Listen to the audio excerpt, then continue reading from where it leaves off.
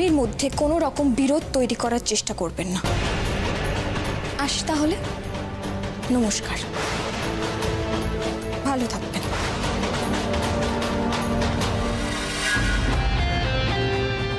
যদিও আজকের পর থেকে আপনারা কতটা ভালো থাকবেন সেটা জানি না, কিন্তু ভালো থাকার চেষ্টা করবেন আশা রাখবো।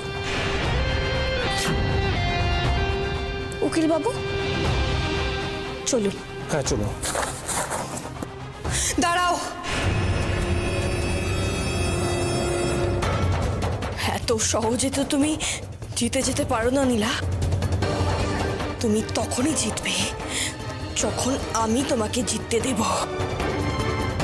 জিতে তো আমি গেছি, এবার আপনি আমাকে আর হারাবেন কি করে? আপনাকে বলেছিলাম না আমার ভালোবাসার জোর অনেক, আমাকে হারানো অত সহজ হবে না। কিন্তু আপনি আমাকে পাত্তা দেননি, সমানেই লড়াইটা চালিয়ে গেছেন। অনেক তো হলো, এবার নিজের হারটা স্বীকার করে নিন। এই হেরে যাওয়াটাকে চিরকাল মাথায় রাখবেন, নতুন করে আর লড়াই শুরু করবেন না।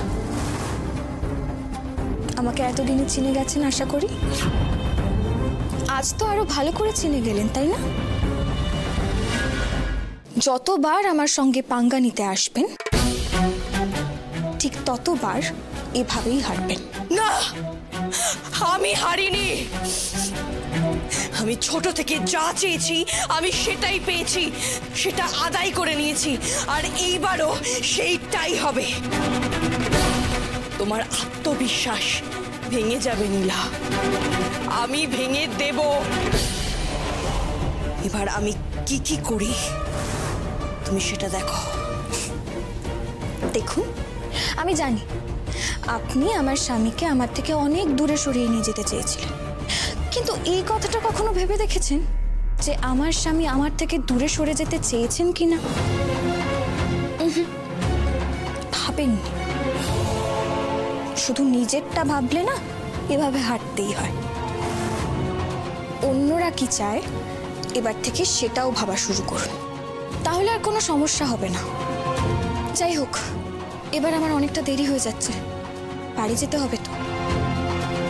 ওনাকে এই সুখবরটা দিতে হবে না। আসি আমি। আর হ্যাঁ, আপনার এই মুখটা আশা করি আর দেখতে হবে না।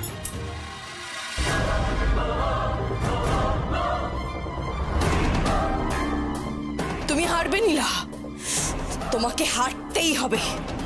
তুমি নিজে